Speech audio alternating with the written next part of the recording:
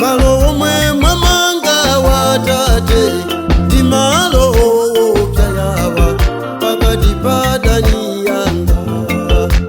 ndilalike bwanjine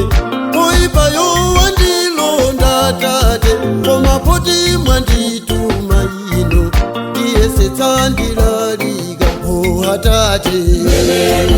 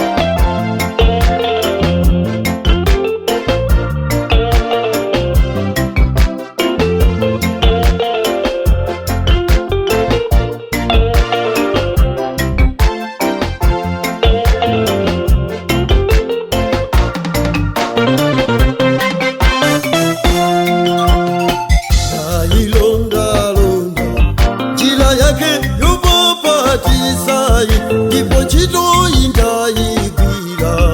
ambuye musandisiya ine ndalimbana nako kulimbana kwa bwino mdzikoli ndipo tsopano ndikalandire kolona wa moyo wanga ku atate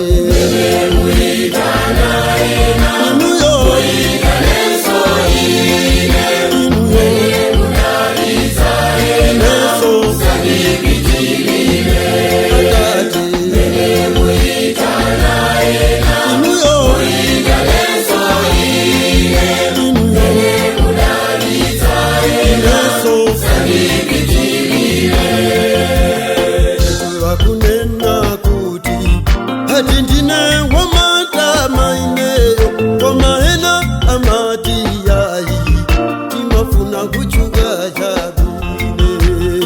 pemphero langa tate